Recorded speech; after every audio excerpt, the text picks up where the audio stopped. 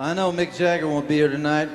He's gonna have to stay in England. But I'd like to see us in the Coliseum and he in Wembley Stadium because he's always been chicken shit to get on stage with the Beach Boys. The Beach Boys. Brian, Carl, and Dennis Wilson, their cousin Mike Love, and their homie Al Jardine. Also Bruce Johnson more often than not, sometimes David Marks, Blondie Chaplin, and Ricky Vittar for a little while, and John Stamos, technically a member too for some reason. When talking to people about the Beach Boys, I tend to feel like everyone has vastly different images of who they were and what they were about. I think if the average music listener were to squint their eyes, they could probably make out the image of some guys in pinstripe shirts singing all about summer, fun. More seasoned listeners, on the other hand, will probably know the Beach Boys as the band responsible for Pet Sounds, considered one of the most important and influential albums of the 1960s. To make this distinction is a cliche in and of itself, but I find that it still bears repeating. In a lot of ways, the band has always been a victim of their own image, never truly able to break away from the beach and car songs because, well, that's just what paid the bills. But even that notion of the Beach Boys as secret geniuses hampered by a public persona, even that isn't a truly accurate description of the band. Those two conflicting identities are each just as true to the band as the other. And yet, even that notion of their duality is not enough to describe just how strange of a band the Beach Boys truly were. For the record, the Beach Boys have been surf rockers and they've been avant-garde musicians. They've been nostalgic sellouts and they've bordered on being outsider artists. They've managed to stand as a symbol of Americana while simultaneously existing as a representation of its dark underbelly. They've influenced everybody from the Flaming Lips to the Ramones to Weezer to even the Beatles. They have two songs called All I Wanna Do. One of them saw them invent Dream Pop in 1970 and then never do anything with that sound ever again, and the other one samples audio of Dennis Wilson going down on a girl. The Beach Boys' Love You was described by Patti Smith as siphoned from the meandering mind of a madman. They have this whole crazy history with Charles Manson. Brian and Mike have both tried their hand at rap numbers, including a collaboration with the fucking Fat Boys for some reason. Brian features on a SpongeBob song called Doin' the Krabby Patty. And the list just goes on. Try looking into that place that you dare not look. You will find Ding Dang there, staring back at you.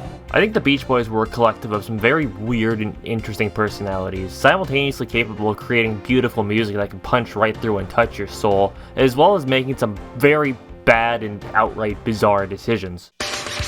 People all around the world in every nation like to get together for some excitation. Take for example Yo Bro in Camp California. How exactly did two Beach Boys branded video games on TurboGrafx-16 about cartoon animals jumping around come about? Well, let's start at the beginning. Pet Sounds. Masterful album, praised critically. Commercial failure. Pet Sounds didn't sell. There, I said it. It flopped. The critics loved it. The critics don't buy albums. For as much as Brian Wilson was trying to experiment and push pop music forward, the stuff they were doing in the late 60s just wasn't catching on with their primary audience, American youth of the era. We can look back on their music nowadays and go, yeah, The Traitor, great track, great fucking track. But the 60s were so culturally chaotic that even before 1970s, the Beach Boys were already looking pretty washed up. Alienating the audience with drastic stylistic shifts and dropping out of the Monterey Pop Festival at the last minute certainly didn't help matters. But the real clincher was the failure to deliver the Smile LP, poised to be Brian Wilson's magnum opus, the Beach Boys' Sgt. Pepper effectively, and instead releasing the weird lo-fi Smiley Smile album, raising the question of whether or not the band was even rock and roll anymore. Comb across your scalp and brushed what she had left. I tried to salvage what I could and threw it in a sack. There's an unfortunate irony to this whole situation, as the 1965 to 1973 period was easily the band's creative peak. They had a few hits like with the Good Vibrations single and Surf's Up, but they were pretty much on the back foot commercially until 1974. Out of nowhere, Endless Summer, a compilation of a bunch of their pre-Pet Sounds material, went platinum, inspiring the band's management to jump all in on the nostalgia bandwagon, and the rest was history. Sometimes you just can't win. This isn't a super comprehensive look at the band's career. I'm of course skipping over Brian's mental health issues and his time with former psychologist and professional crazy person Eugene Landy for the sake of brevity. There's been enough written about just this topic alone, and I'm not a fan of defining someone and their art so closely with their mental illness anyway. So let's flash forward to 1988. Dennis had tragically passed away in 1983, and with Brian mostly out of the picture and Carl pretty much checked out, Famous chode Mike Love had already long since made a bid for control of the group. Under Mike's leadership, the band managed to get a single to go platinum with Kokomo. Even if you don't know much about the Beach Boys, there's a strong chance you've heard Kokomo. Why this particular song popped the fuck off so hard is still a mystery to this day. Regardless, it led to a pretty massive resurgence in popularity for the boys. During this period, they quickly slapped together the album Still Cruisin' to capitalize on Kokomo's success. To be honest, this album is a bit of a guilty pleasure of mine. I like it, but I certainly won't defend it. For our purposes, the important part is that around this time, Mike and his wife Jacqueline started Camp California Incorporated, a company created to manage a kids' merch line of cartoon animals loosely themed around the band.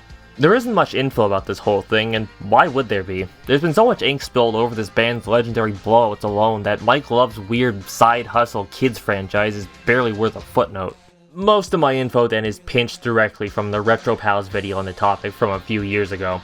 It's a little frustrating that the only solid source of info on the thing I want to cover is from a video covering the exact same thing.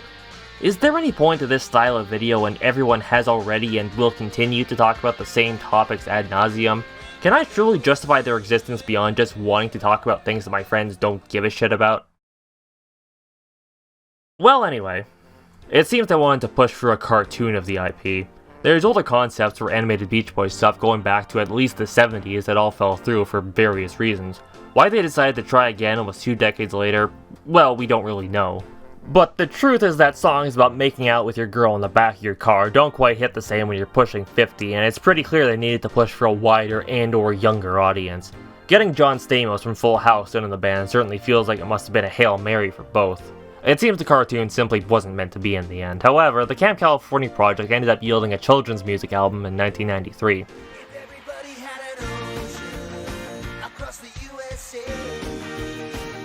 The album featured voice actors such as Jess Harnell, Hal Rail, and Nancy Cartwright doing old Beach Boys and Beach Boys adjacent numbers in character as the Camp California crew. It's worth noting the casting of Nancy Cartwright here.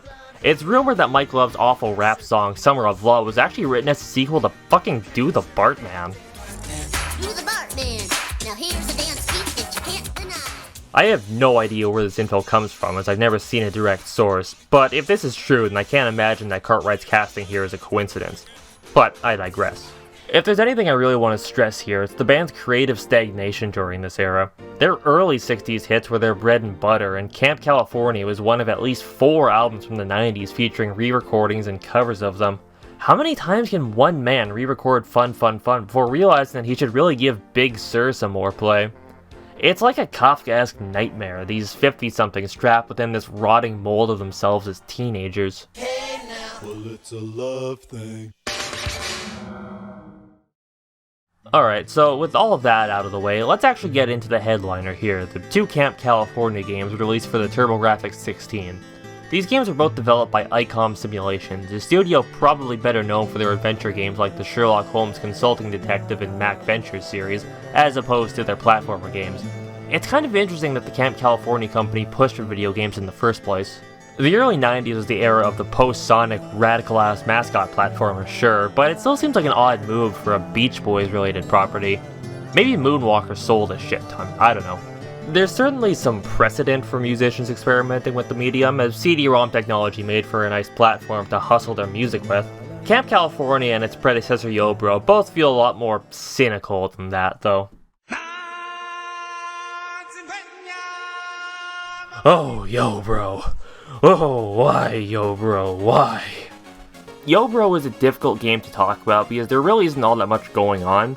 Yo-Bro has you playing as Little Bro, a radically gnarly, tubularly sick dude skateboarding around with his slingshot as he saves the kids of California from all manner of aliens, zombies, cans of toxic waste just lying around.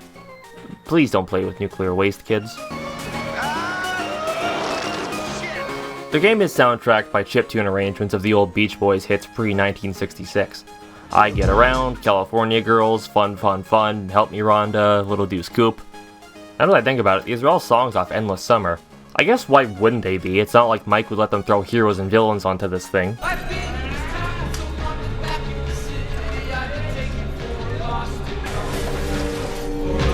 So I'll get this right out of the way, this game blows and I don't enjoy playing it. The game loop is pretty simple and arcadey, which isn't a problem in and of itself, but it's hampered by some fundamentally busted controls. Imagine you're playing like the GBA version of Jet Set Radio, but you have to shoot at the cops with a rinky-dink-ass slingshot. Make the game like 15 times more stiff, and there you have Yo Bro. Like, the slingshot is a weapon that fires in a defined arc, right? That means you need to be actively positioning yourself to hit and dodge enemies, which just isn't going to happen when you're sliding around like the whole game takes place on ice. Skateboard physics are simply not conducive to this type of top-down shooting gameplay. Prove me wrong. The enemy types change from level to level. Sometimes you just need to kill all the enemies in the level, other times you specifically need to destroy enemy spawners. You have weird enemy concepts like tiny T-Rexes and Jordans, Monty Python references, giant Bic lighters setting fire to the streets of California. Oh jeez, oh no, oh. Bill, can we cut that? But aside from those, you'll also get this annoying dog running up on you who consistently comes back just to make sure you're not cruising around stress-free. Look at that self-propelled skateboard, what a poser. He's not cool like us. Aside from the slingshot, you've also got other weapons like grenades and rocket launch? What the fuck? Okay, I guess. While you're doing all this, you're supposed to be rescuing kids you see wandering around, grabbing them and tossing them into the void for their protection, I suppose. You're safe, Tyke. Are you not a Tyke too, Mr. Bro? Oh, good, man. What are you, fucking Jamaican now? No contest, micro brain. Macro head.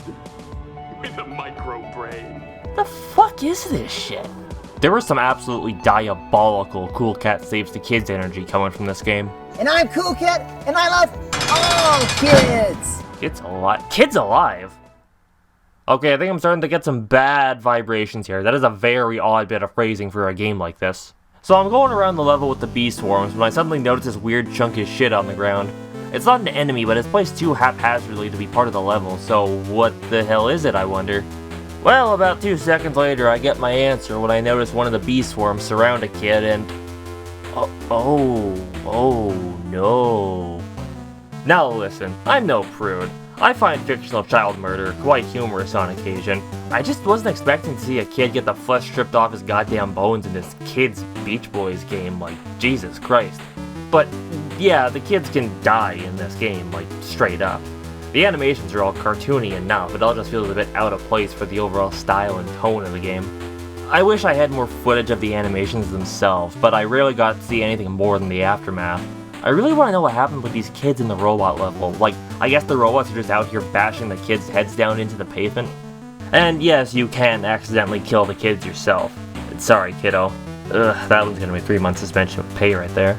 I guess you could get away with this stuff in '91 before Mortal Kombat reared its ugly, viscera-covered head and scared Congress into implementing the ESRB. Lest we forget that there was a series of pornographic Atari 2600 games in circulation. But unlike those games, Yo Bro is pretty explicitly for kids. I'm sure this is just an example of the developers having a laugh, but I can't help but get a sense of contempt for the material and its audience when I see this stuff. It just gives off a very cynical vibe, you know, like Icon really didn't want to work in this thing or something. I really don't have anything more to say about this game.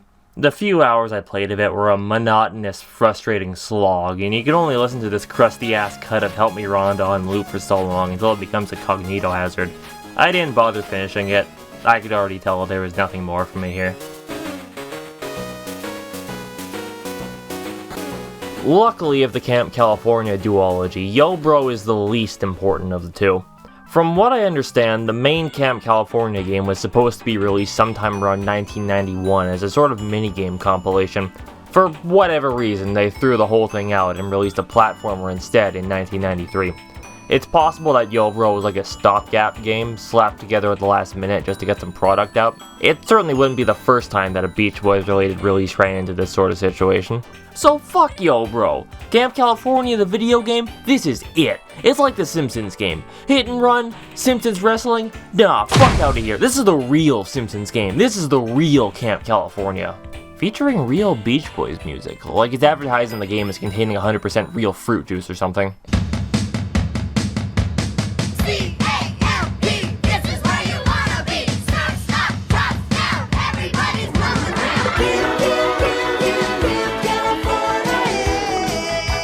That's not real Beach Boys music. That's not even the real Camp California theme. The album has a completely different song. You know that Camp California is In fact, the game doesn't use any songs or even the voice actors from the Camp California album. I have to assume this was a rights thing with the Sony Kids label, and maybe they just cheaped out on the talent. Aside from I Get Around, Fun Fun Fun, and Good Vibrations, none of which even play in actual gameplay, the rest of the soundtrack is all stock music. Clearly no expense was spared in the production of this game. Not unlike our protagonists, the Camp California crew, as they set up for a benefit concert to save the beach, because their coach racked up so much debt that the Big Cheese is going to take ownership of the land and build a nuclear power plant there unless the gang can pay him off. But all of a sudden, the Big Cheese's goons show up, kidnap everyone, and God forbid, steal the tires off their car. But they forgot about Byron Bear, nothing he can't do. He's the cool big daddy of the surfing camp crew. So Byron sets off on a quest to save his friends, save the beach, and probably take a shit ton of drugs, as you do in California. We start off in the beach level, of course, and sweet baby Jesus, what is that? That is a stubby ass, shitty ass punch right there. Byron Bear, nothing he can't do except for kill these deadly little crabs in the first level. It's pretty easy to get hit by projectiles coming at you from off screen. Like, look at this. Your first instinct when you see these platforms is going to be to jump up on them, but it's a cheap trap. That's dirty. You assholes. The final room of this level has you scaling up a giant sandcastle. The jumping controls are slippery, to say the least. These haphazardly placed platforms are never as wide as they look, so I find that I'll land on the edge of one only to find out that it doesn't count and fall. Sometimes it's hard to tell what even constitutes a platform, like these statue heads that look like background elements. So I get up to the top and punch out this rat with the tire, and nothing happens. This is the end of the level, so what the hell's going on here? The first thing I try is exiting the room, going back up, and beating the rat again. Maybe I didn't catch the tire or something. Same thing, nothing happens. Well, guess what? We missed something. See, there's a few gates scattered across the castle. You're supposed to punch not the gates themselves, but the little rat heads on top of them so they'll open up and drop a tire. But could you honestly look at that and say to me, yeah, that looks like an interactable object right there. Even if you open one by pure accident, the game gives you no audio cues to let you know that you've picked up one of the tires. So, if you're standing right in front of the gate, you'll pick up the tire and you won't even notice what happened. I had to look up a long play after running around like a clueless bitch for 15 minutes to finish the level. But with that out of the way, we've got our tires back and we're able to hit the road. Controlling the car on the world map is odd. Getting getting around actually requires gas, but not real gas. It'd be pretty bad optics for a game about saving the environment to have its main characters love driving around in a gas-guzzling piece of shit, so the game has you collecting trash that you recycle into fuel at the end of each level. Unfortunately, that means if you're a bit short on trash by the end of the level, you're gonna have a bad time getting around. The first time I got to the map screen, I actually blew all my gas to try to get a hang of the controls, meaning I had to waste a few lives jump-starting the car. So let's hop over to the junkyard level, and if anyone has any idea where I'm supposed to go in this level, please let me know. The layout of this room is a nightmare. These platforms lead everywhere and nowhere all at once. You're supposed to get somewhere around the center of this trash hill to make a precarious jump over these teeth and talk to Kelly Bear. I guess she wasn't abducted with the other members of the crew.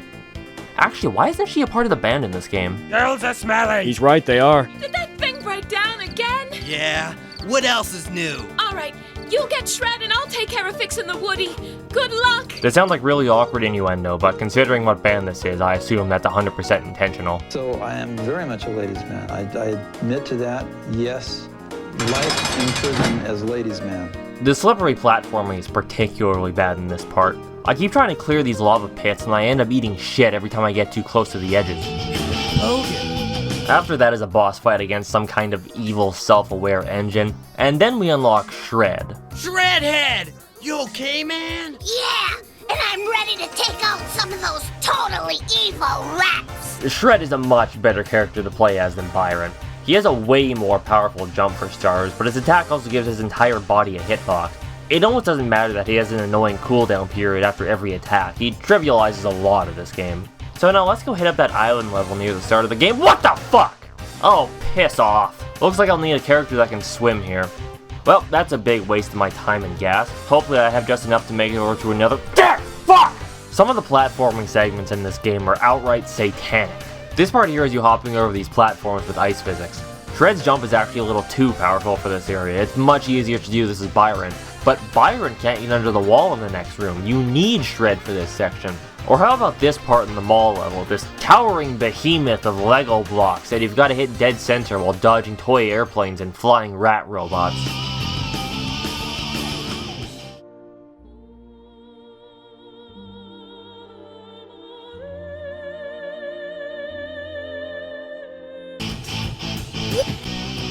The design of these levels tend to alternate between either the most literal interpretation of platforming or long, boring hallways with nothing in them, like the big annoying mind maze where spiders drop down right in front of your face, or the Aztec pyramid that has you zigzagging around giant flat hallways. They all tend to come off like first drafts of a level before really fleshing out the design, like Sonic Forces. And you know what, ICOM, as far as I can tell, weren't really big into the whole platform thing. Their bread and butter seems to be point-and-click adventures.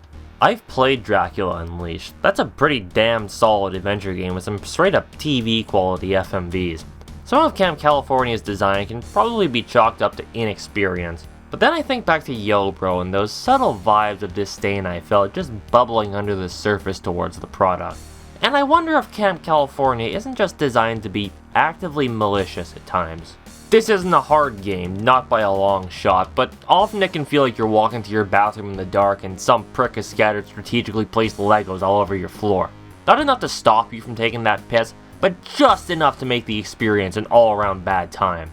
Like, it isn't enough to have a long and confusing swimming level, right? You gotta throw in the Sonic-style air bubbles to really put that fear of God into the kiddos, you know? After that level, you unlock the last character, Screech, and there's nothing left to do but go take on the final level. I know I'm skipping over Lil Bro, but I have literally no idea how to control that character, so whatever, fuck him. At this point, I've completely run out of lives since I blew my only continue earlier when I ran out of gas.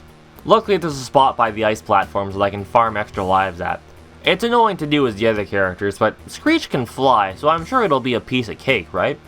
But no, they knew players would try that, so they went out of their way to disable the extra life pickup while you're playing as Screech. These guys are professional haters, and I think I gotta respect it. Like, if I wasn't playing with save states, I would not have had the patience to finish this game. Fuck you, ICOM, I love you. Yet, the final level is a bit of a wash in comparison. We get dumped down from the Big Cheese's casino into this dungeon and find Coach. It turns out he was kidnapped by the Big Cheese, so he wouldn't be able to pay his debt off in time. You really could have just shot this guy in the back of the head and disappeared him, but who am I to argue with a gajillionaire, I guess? As far as I'm aware, if you don't have Screech for this level, you get thrown back out to the world map. Instead, we run through the rest of the casino and catch a rocket to the moon, in case it wasn't obvious that we live in a post-Sonic 2 society at this point. These rooms are designed with Screech in mind, but there isn't much that can actually stop him since you can just, fly over everything anyway. Yet, this is the level where they finally decided to start getting liberal with the health items. This whole room reminds me of the frickin' Wayne's World game on SNES, which is not an association you want your players making. The Earthworm Jim Tube section is more acceptable, but I think this game actually came first. Did Earthworm Jim rip off Camp California? Oh, Shiny Entertainment, you better lawyer up. Oh, right. The final boss has about 5 phases. You're supposed to hit him by hopping up on this platform here and throwing Screech's boomerang at him. Now, you might be tempted to be honorable and do this the right way by flying over top of the Big Cheese and dodging all his bullshit. Do not be fooled. Camp California does not believe in this concept and will dump you straight into a death pit. So here's how we do this.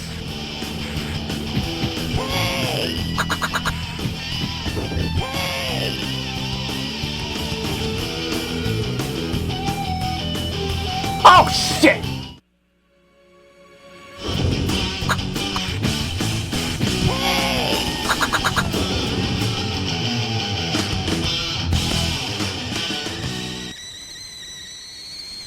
Aha, look, the Big Cheese is actually a little cheese. Get it?